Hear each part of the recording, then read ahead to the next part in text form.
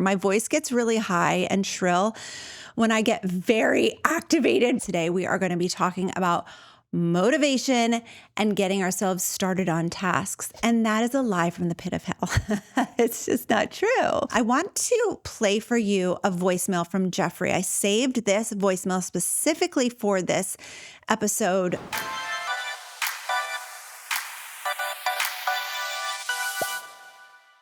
Hey, what's up? This is Kristen Carter, and you've tuned into the I Have ADHD podcast. I am medicated, caffeinated, regulated, and ready to roll. So glad to be with you here today. We are going to be talking about motivation and getting ourselves started on tasks. And I know we need it. This is such an issue for those of us with ADHD. Motivation is one of those things that is like, it feels so fleeting.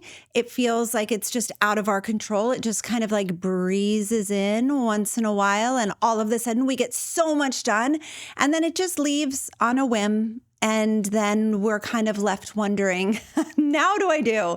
When is it going to be back? How can I trust myself to get anything done if I'm not sure when I am going to feel motivated? We are talking about all of it today, and I'm glad you're here with me. I want to say thank you so much for your Apple reviews, your Spotify comments, your YouTube engagement. It's been so fun to build this platform and engage with all of you in the different spaces that you listen. I so appreciate the ways in which you show the show support. I don't like how I said that, but whatever. Show the show support. If you could show the show a little support today, that would mean so much to me.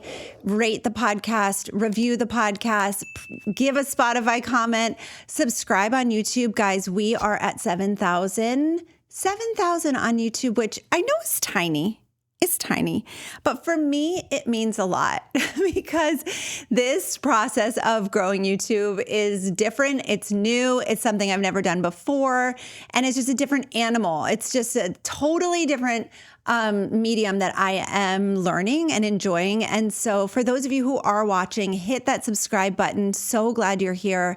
I really appreciate everything that you contribute to this community. All of you listening on Apple, Spotify, wherever it is that you listen to the audio podcast, the OGs, those of you who've been around for years and years. I adore you. And those who are just finding me for the first time, I'm really glad you're here. Welcome to this ADHD community where we are learning about adult ADHD and trying to figure out how to make progress in our lives without burning ourselves out. That's really what we are doing. And if that is something that you're interested in, I am hosting a free masterclass on June 16th, which is just next week, on the 3 pillars of self-trust for the ADHD brain. If you have ADHD, you struggle with self-trust. This is one of the fundamental things. Obviously, it's not a symptom of ADHD, but it is a characteristic. It is kind of like across the board, something that we struggle with so much. And if you're interested in learning about self-trust and how you can just feel more grounded in your decisions, go to ihaveadhd.com/free class to sign up. Yes, we have a replay. Yes, I will send it to you if you sign up. Again, the class is Monday, June 16th at 1 p.m. Eastern. I love teaching. It's one of the things that I think that I'm really good at. But what I love most is these webinars. These classes are completely live. And when there are hundreds of people with adult ADHD in the room from all over the world, it is such a warm and validating space to be in the same room with other people who have ADHD. It's a good time. So again, go to ihaveadhd.com/free class to sign up, and I will see you there. So some of you may know, if you've been here for a minute, that I am writing a book.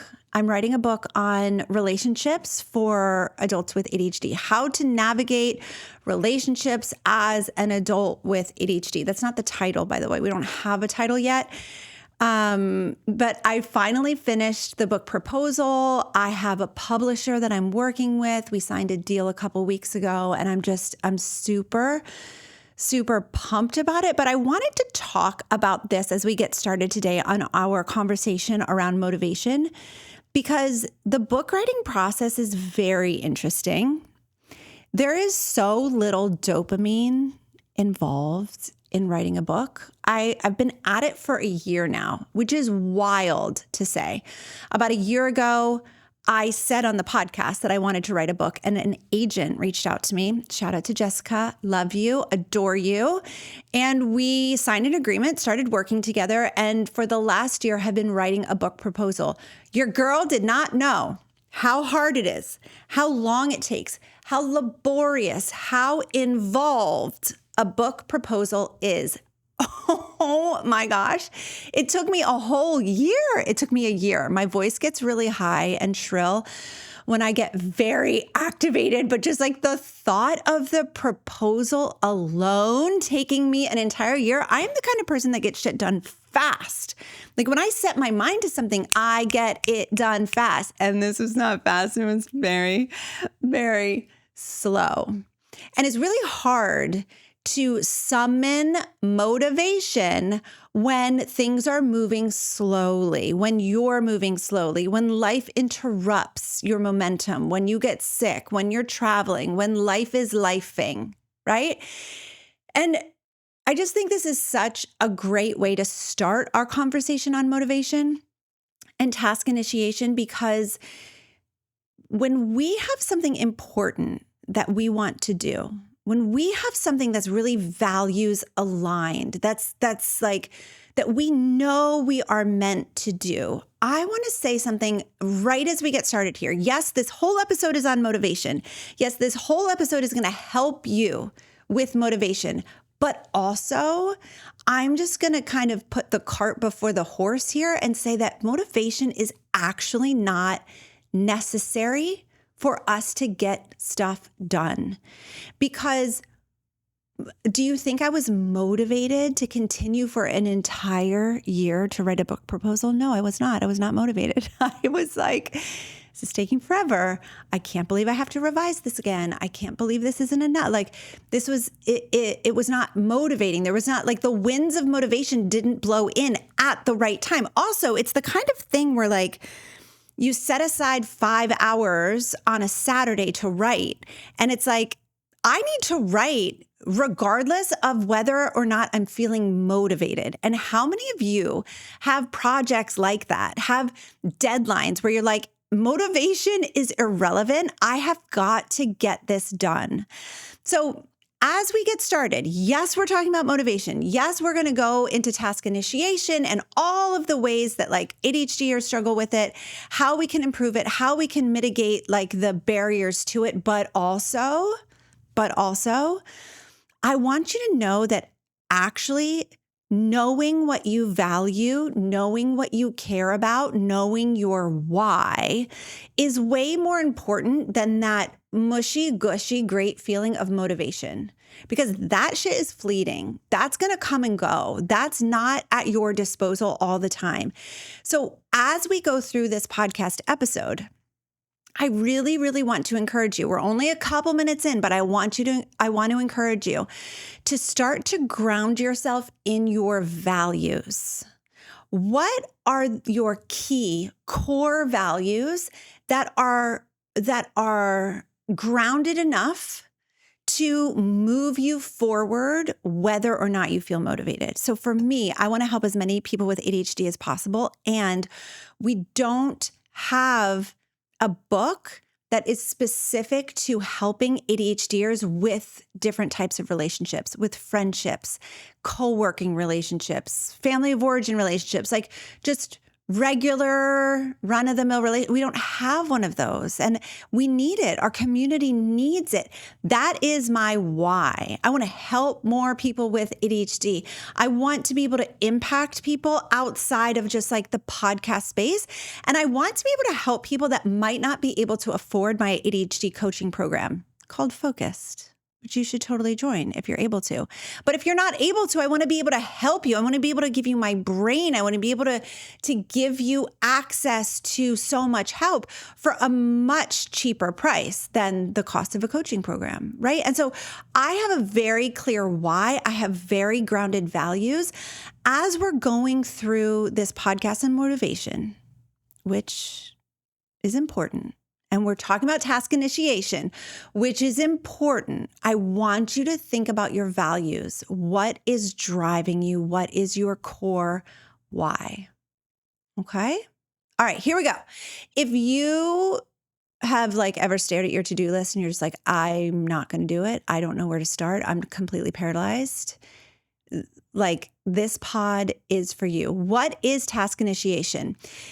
Task initiation is the ability to start a task efficiently without unnecessary delay. Let me say it again. Task initiation is the ability to start a task efficiently without unnecessary delay.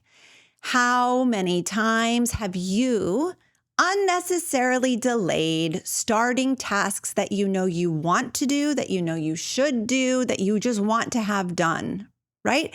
And this is directly related to our executive function. So task initiation is an executive function that is deficient. And as you know, as an adult with ADHD, your executive functioning is impaired.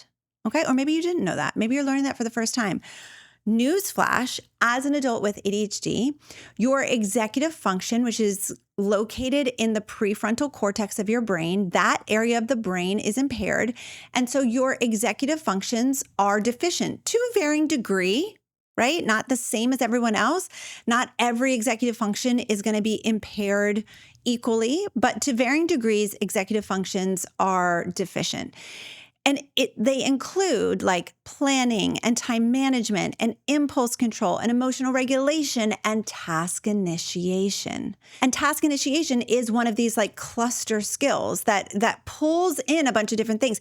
In order to initiate the task, you have to be emotionally regulated. You have to know what you're doing. You have to have the ability to plan. You have to have all of these other executive functions to lean on as you're initiating the task, which is so often why we get paralyzed and we just don't do it. We don't feel motivated. We don't know what to do. We are paralyzed, okay? And I feel like I say this in every podcast, but this is not about laziness. This is not about you not caring enough. This is not about you being a bad person or bad at your job or whatever. This is about ADHD, okay? Task initiation is about your brain's wiring. And this is so difficult for people with ADHD and even autism. I found this great blog post on ndconnect.app. It's written by Elena Bravos. It's fantastic. And what she says is that some ADHDers think about themselves as having an interest-based nervous system. We've talked about this on the podcast, but I love how she puts it here, an interest-based nervous system. And I didn't know this, so I learned something new. William Dodson is actually the one who came up with this term to describe how ADHDers can struggle with situational demands. William Dodson, bless him, is the one that we have referred to many times regarding rejection-sensitive dysphoria. And I know that he's contributed why can't I speak? And I know that he's contributed so much to the ADHD community, and describing interest-based nervous system is one of the things that he has contributed. So we're very grateful to him for that. Although ADHDers can do things sometimes, it's often inconsistent and it can be hard to perform on demand. This is exactly what I was talking about. Okay, I'm blocking off time on a Saturday, 5 hours to write. But how do I know what I'm going to be feeling? How do I know if I'm going to be able to follow through on that? Because it's very difficult for me to perform on demand, especially when we don't feel like it. Now, Dodson argues that for lots of ADHDers, boredom and lack of engagement can feel almost physically painful, which, who was it that was here? Marcy Caldwell was here and talked about this, that there's actually research to show that boredom lights up emotional pain centers for us and makes us feel irritable, tense, and like we have no energy to do things. Again, this is from an article in ND Connect by Eliana Bravos. We'll link it in the show notes. She does a great job here. So basically, Dodson is saying that ADHDers' performance, mood, and energy levels are in large part determined by 4 key things: interest, like being interested in it, fascinated or passionate about something, challenge or competitiveness, novelty, and urgency. And urgency is so important, right? Like it comes from the external pressure of time, which is often why we wait until the last minute to get something done. Often why we can't engage our task initiation skill until the clock is striking midnight and we're like, oh my gosh, I have to go. I have to do it. I have to do it. It's because we finally feel that urgency. Now, in comparison, many neurotypical people have an importance-based nervous system. Lucky them. They have an importance-based nervous system, which means that they're able to more easily engage in tasks because the task matters, because it's important to them, because it's valuable, or there's some sort of reward, or it has a punishment or consequence if it's not done.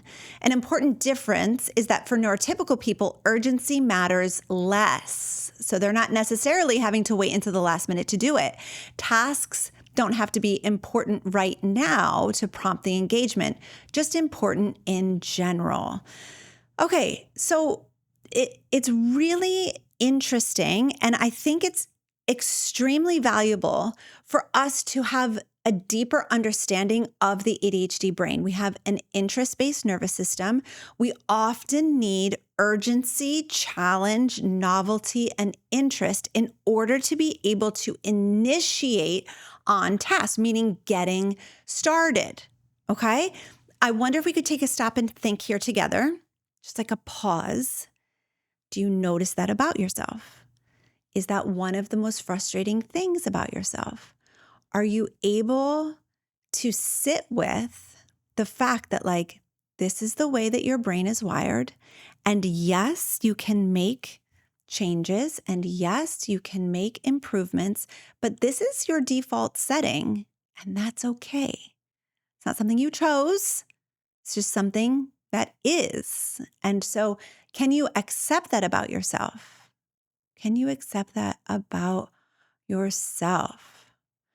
Now, one of the other things that is a factor here when it comes to motivation and task initiation is that ADHD brains have less dopamine, and dopamine drives motivation. Lucky us. So we have, to be more precise, we have fewer dopamine receptors, which means our brains are receiving less dopamine. And since dopamine drives motivation, we struggle with motivation. So this part of our brain is impaired in some ways. So we often can't feel the urgency or the importance of something or the reward of starting a task unless, as this Eliana Bravos woman said in her post on ND Connect, unless it's extremely stimulating or there's great urgency or there's great novelty. It's last minute. Like, it's just like, okay, I got to go. I don't have a choice now. I just actually have to go. There's also like an emotional component to task initiation. So first, we can't really regulate our dopamine. That's just a brain thing, but we can't regulate what I meant to say was motivation. So instead of feeling motivated, we are often kind of trapped in this like fear, dread, overwhelm, like perfectionistic shame. It's not going to be good enough. I don't want to do it. I'm dreading it. It's going to be awful. And then couple that with like, I should have done it already. I should have already started. Why is this so hard? This shouldn't be so hard. So now we're spiraling in self-judgment. And because we struggle with emotional regulation, it's really hard for us to just kind of self-soothe and get ourselves out of that. Now, there's also, and maybe someone has said this to you before, there's also these like cultural myths, like passed down from people who really don't understand the neurodivergent brain. Like if you wanted it badly enough, you'd just do it. Or I guess you just don't want to do it since you're not doing it. And as I have said before, actually, no, I put off, avoid, and procrastinate most on the things that I care deeply about because of the fear and overwhelm and perfectionism and really wanting it to be so good and not trusting myself that it will be good and not knowing if the impact that I want to make is going to be just enough. oh, I'm getting a little emotional here. I truly avoid and procrastinate the most on the things that I care about most. And I think that that is really typical for us ADHDers. But what is so painful is that in our families or in our partnerships or in our friendships or at work, we're so misunderstood because there's this attitude, this aspect of like, I guess you don't actually want it badly enough. And I know that's not true. And as I parent my kids, one of whom is quite neurodivergent, I always try to encourage him. I have 3 boys, and I always try to encourage him because there are certain things that I know that he wants that he really avoids. And I always try to encourage him by saying, I know you really want this. I can see it. And I just want to encourage you that like, I know you can do it and you'll get there eventually. And I just wonder if anybody talks to you that way, if anybody has ever parented you in that way. And if not, we missed out on a lot, you know? Okay, let's move on so we don't get emotional because ain't nobody got time for that. Here are some common barriers to getting started. So that's essentially what task initiation is. It's just getting started. It is starting. It's getting started on the things that you want to start. So some common barriers for us are we're overwhelmed or anxious. So we're feeling dysregulated. We don't really connect to the why of the task. A lot of us are just doing things because we should do them, because we think we should do them, because someone else has asked us to do them, because they seem like I guess good people do this and I want to be a good person, so I have to do it. So we're not super connected to the why. The task feels vague or too big or unclear. I will say that this was a big barrier for me with my book proposal because this is all so brand new to me. The whole book writing process is so brand new. I haven't even known anyone in real life who's written a book proposal. Like I've never talked to anyone about it. Like it was so vague and like wrapping my head around it. Very, very difficult for me. So when that is a part of our task, that it just feels big and vague and unclear, it's unlikely that we're going to be able to get ourselves to initiate unless we gain clarity on it. Another reason why we struggle to initiate is because we're afraid of doing it wrong. We struggle with perfectionism. As you know, perfectionism is the most common thought distortion for adults with ADHD, according to Dr. Russell Ramsey. Another aspect of this is we just don't have enough support. We're just like trying to start without support. And also, I think if I'm going to add one at the end here, it's like we want to wait around until the conditions are good. So it's like, now's not a good time for me to do this because it's raining. Now's not a good time for me to do this because my desk is messy and I should do that first. Now's not a good time because I don't really quite feel right or I don't feel motivated and I have to wait to do it until I feel motivated, which again is the biggest myth ever. If we can, instead of motivation, if we could access determination, that will be a good enough fuel for us to get started. So with this book, which I'm going to be writing for the next 6 months, ADHD, I want you to think about long-term projects and how hard long-term projects are to complete. Do you know, my friend, that you won't even be able to read the book until the fall of 2026? That means that I have to wait for dopamine so long until the fall of 2026. So the delayed dopamine really makes it super hard for me to initiate the task because I want dopamine now. I want to engage in tasks that are offering me dopamine now, which, by the way, rabbit trail, I have been planting flower gardens all over my property, which is not a large property, but that's neither here nor there. I am finding places to plant flowers, and I am in love with flower beds. And I think that we can all agree that I am squarely into my 40s because I think that's like something that old people do. And I'm not old, but I am in my 40s, and I think this is proof. And so when I am looking at my Saturday and I'm saying, okay, I have the option to play with flowers, or I have the option to write a book that no one's going to read for a year and a half. It's really hard to initiate on the task that has the delayed dopamine. And so I want to let you know that what I've been accessing is my very clear why. I want to help as many people with ADHD as possible. I am committed. And I think about you, listener, and I think about your relationships, and I think about how much help all of us in the ADHD community need from someone who is kind and compassionate and trauma informed. It's important. It's so important that we're connected deeply to our why. So I think about that. Everyone with ADHD knows what to do to improve their lives. You go to bed at a reasonable time and you wake up early, make a list, cross the things off the list in order, manage your time well. Yeah, we know what to do, but ADHD is not a disorder of not knowing what to do. It's a disorder of knowing exactly what to do, but not being able to get yourself to do it. That's why ADHD is so frustrating. We're smart and we want to succeed, but we can't get ourselves to do the things that we know we should do in order to make improvements. That's why I created Focused. I'm a life coach with multiple certifications, and since 2019, I've spent thousands of hours coaching adults with ADHD. Time for me to focus on you. Hello.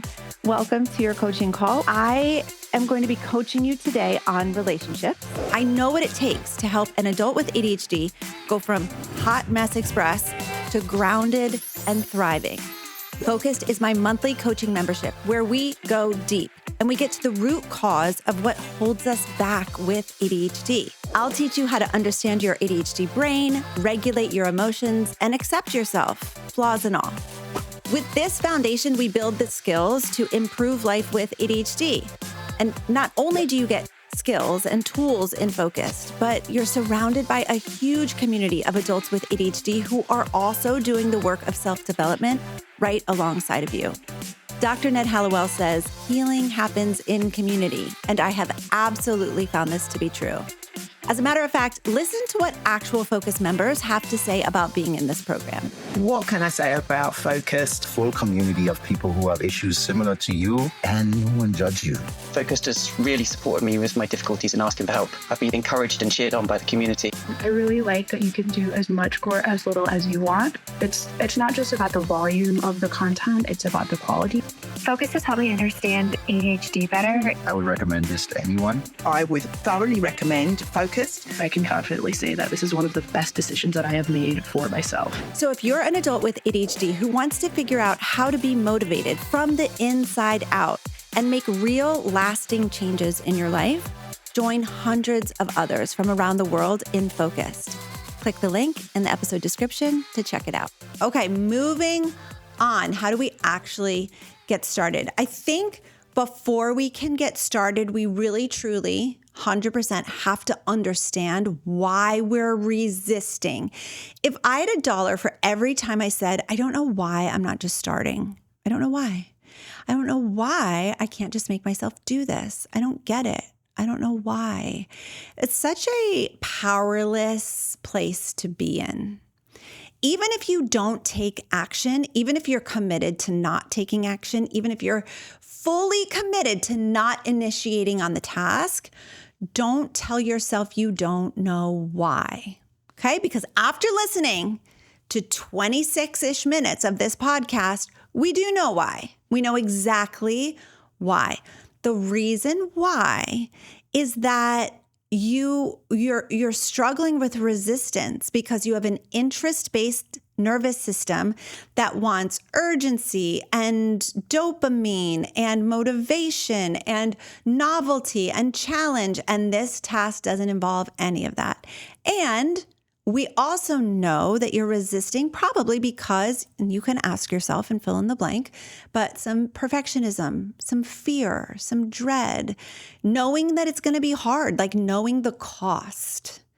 Sometimes I don't initiate on a task because my brain is doing a cost benefit analysis of like, how much is this going to cost me in energy and in like emotional pain? And what is the benefit to me going to be? How soon is the benefit? So again, with the book writing process, it costs me a lot to sit down and write. I'm exhausted afterwards. And the benefit, truly, the dopamine, that is 18 months away. 18 months away. So getting myself to initiate on that task, and I keep using this as an example because I think it's relevant. A lot of us have things that we want to do that we're putting off where the dopamine is delayed, where there's no real deadline. Like there is a deadline. I have a manuscript deadline. I have to turn in the full manuscript by November 1st. But like that is a long time away, my friends. That there is a lot of life to be lived between now and November 1st. So it's like, I think we're good.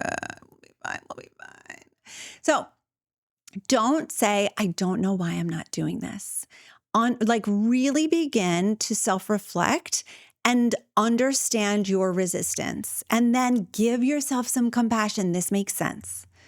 It makes sense that you're feeling this way. You're not lazy. There is a real reason why you're resisting, why you're not initiating on this task. And we're going to deal with that. But first, I just need to tell you, this makes sense. You're allowed to be this way. This is your brain's default, and that's okay. As with everything else, with getting anything done, emotional regulation has to come first. If you are feeling dread, if you are feeling fear, if you are feeling that full body resistance, I invite you to take some time to emotionally regulate. Now, you might say, I don't have time to feel my emotions. I just need to get the things done. And I would say, how's that working for you? Are you doing it? Is it happening? Because you might be telling yourself, I don't have time for emotional regulation. I just have to do it. Okay, well, are you doing it? Are you? Because what I can tell you with my clients is that when I ask them that question, first of all, they get mad at me, which is valid. But second of all, they say, no, I'm not doing it. And then I say, okay, well then how about we spend 10 minutes regulating and self-soothing before you attempt to activate, before you attempt to initiate on this task. Okay? Okay. Thank you for that. All right. Next, I really want you to think about how can you make this easier for yourself? How can you make it easier for yourself? Can you cut down on the time? So if I block off 5 hours on a Saturday to write, that's pretty daunting. Could I tell myself and truly mean it, hey, let's just get started with 1 hour and see how you're feeling after that? Can we make the time smaller? Can we break it down into smaller steps? Could I say, all right, we're going to do an hour and a half in the morning and an hour and a half in the evening, and you have your whole afternoon free? Maybe creating some visual cues or some timers. I love the time timer. It shows the passage of time in a really cool way. So it's really great for those of us with the ADHD brain. Any way that you can reduce friction without being perfectionistic and without engaging in procrastinity tasks. So a lot of us, what we do is we're like, I'm going to reduce friction by cleaning my entire home before I get started, which, my friend, is just procrastinity, which is a procrastinating task that is sure, it's a great thing if your house is clean, I guess, but not at the expense of you doing the thing that you really need to do. Okay. So remove distractions, put your phone in a phone jail. I use Brick. So I brick my phone. You can go to brick.com to learn about it. It's pretty great. And it just removes all of the apps and stuff from my phone. And I can't get to it without then walking over to the Brick. Anyway, this podcast is not sponsored by Brick. The next thing that we need to talk about is dropping perfectionism, which I have an entire course on perfectionism. I highly recommend that if you suspect that perfectionism is one of the things that keeps you from initiating tasks, take this course. It's great. It'll be really, really helpful for you. We'll put a link up right here, and we will also drop the link in the show notes as well. And yeah, I really highly recommend it. But anyway, we need to drop perfectionism because perfectionism tells us a couple things. Perfectionism says, the conditions need to be just so in order for me to get started. And that is a lie from the pit of hell. It's just not true. It is just not true. Okay. So one of the things that I learned from someone who I used to learn from a lot, who I don't consider a mentor anymore at all, but she used to say B- work can change the world. And that was so helpful to me. And I wonder if that's helpful for you. Your work does not need to be A+. It can be B-. You can ask yourself, okay, can we just do a B- job on this? Can we at least get started with B- work? And if we want to edit it afterwards, great. But can we just get started here with like something? Essentially, we're trying to get our brains to consent to get moving. We need to get our brains to consent to get moving. And again, we need to check in with our values. This is where we started out from the very beginning. Motivation is amazing. Being able to just like task initiate because the winds of motivation have blown in and we just feel so inspired and so energized to get it done. That's great, but that is not our typical state. That is not what is normally happening. Normally, we feel kind of blah. Normally, we don't want to do it. Normally, our typical state is one of fear and dread and perfectionism and resistance, okay? So if we can tune into, why do I want to do this?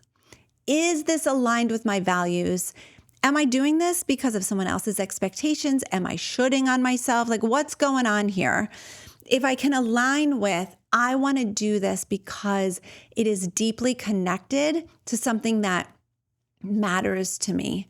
That's so important because then all of a sudden, as we're doing this thought work around why do I want to do this? Why is this important? How does this move the needle forward for me or for somebody that I care about? All of a sudden, feelings like determination and willingness and readiness are kind of arising within us, and that can be the fuel to power us to initiate on the tasks. The last thing that I want to talk about here is just planning a reward for yourself, especially if there's delayed dopamine on the project, especially if you know that like the thing that you're doing is not going to give you a lot of dopamine, even if it's something like dishes. Like there's zero dopamine involved in dishes, zero. And yet we have to do them all day, every day. Same thing with laundry. Laundry is always there. It never, ever ends. And whatever that is for your job or for your life, it's like these kinds of tasks that just need to get done, they have zero dopamine involved. How can you give yourself some dopamine? What's the word? Not organically. How can you manufacture some dopamine for yourself? That's the word. Okay. So I bet that many of you listening right now to this podcast are using this podcast as a body double, as a little dopamine hit while you're getting something done that's really not that fun. Maybe you are doing your dishes or folding your laundry or you're out for a run or you're mowing the lawn or you're doing something like that that's like, it's just something that has to be done and you want to add in a little dopamine hit with it. I do the same thing. I listen to podcasts constantly. I also FaceTime my sister or I'll call a friend and I'll try to do things like that if it's a task that I can just, that I don't need my full brain for. Does that make sense? But in other ways that you can do that is a fun snack or something fun to do afterwards or like watch your favorite show. Again, another rabbit trail. I have been wanting to watch Secret Lives of Mormon Wives. I haven't watched it yet, but I've heard about it. Let me know if it's a good show. it's next on my list. And I will use that as a little dopamine hit after I do something that's not super fun.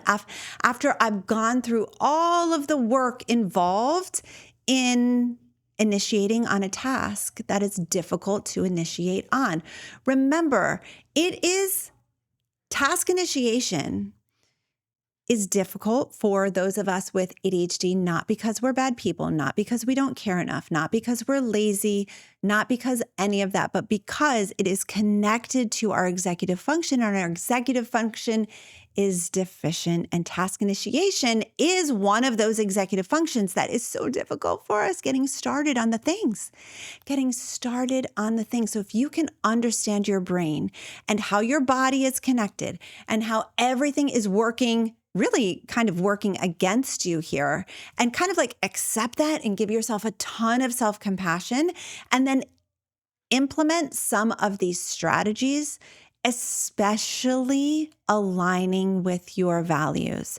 Why do I care about this? Why do I want to get it done? I remember when I was really practicing doing dishes, which only someone with ADHD is going to understand what I say, understand what I mean when I say practicing doing dishes. When I was practicing keeping my kitchen clean and doing my dishes, I would think about the kind of experience that I wanted for my kids as they entered into the space. So I had like this counter space, like this island where the kids would kind of gather to like eat snacks, and they're not little anymore. Oh my gosh, let's take a moment of mourning. They're not little anymore, but they were little, and they would come and they would sit and they would have a snack. And I would think about, what kind of experience do I want them to have as they're sitting at the counter? And I would think through like, okay, I want them to feel peaceful. I want them to have enough room to sit. I want them to feel just like calm. And so that would be my fuel to just do the freaking dishes, which I hated doing. And I would have to like really connect to that values-based why and use that as my fuel, because motivation wasn't there. Motivation is fleeting. Motivation comes and goes. It's never there when I need it. That's what it seems like anyway. And I certainly wasn't motivated to do my dishes. But if I could kind of think through, like, why does this matter? What impact is this going to have? And begin to feel that like determination, that willingness, that like, okay, I'm going to get this done because I think it's going to affect other people. I think it's going to make their lives better. And I want to do it. And that then becomes the fuel, because motivation is just like fleeting. All right. I hope this is really helpful. And I want to play for you a voicemail from Jeffrey. I saved this voicemail specifically for this episode because it relates so perfectly, and it's a great way to wrap up the episode. If you want your question answered on the podcast, you can call 833-281-2343. And let's go ahead and hear from Jeff. Hi, my name is Jeffrey Tull, and I live in New Mexico. I was introduced to your podcast at episode 299 because I was trying to find information on follow-through, and I've struggled with it for years. I'm 50 years old now, and I still have issues with follow-through, and your segment was remarkably enlightening. But here's my question. I'm working on my big why, what gets me out of bed in the morning. In fact, I believe I have it. My wife and I hope to retire in a mountain cabin, and that's what we're working towards. But what happens when the follow-through fails because what I have to do doesn't fit with my big why? For example, state reporting is an important part of the work I do. And while I like my job, it is not something that gets my big why juices going, if that makes any sense. So the trying to focus and trying to vision and find the big why doesn't seem to apply when it's work or when it's the work parts of life. So what is the best method, or what are good strategies for lack of follow through when it's the work stuff that really I've believed my entire life you just have to suck it up and deal with it? But I'm 50 and I haven't learned how to suck it up and deal with it yet. So any help, I will be listening to the podcast now that I've discovered it, and I'm going back through past episodes to see what I missed. Thank you very much for posting, and I look forward to hearing more great information. Have a good day. Jeffrey, that was amazing. When you said, I'm 50 years old and I haven't learned how to suck it up and deal with it, like my heart, I was like, yes, that is ADHD in a nutshell. I love it. Thank you so much for calling. I loved hearing from you.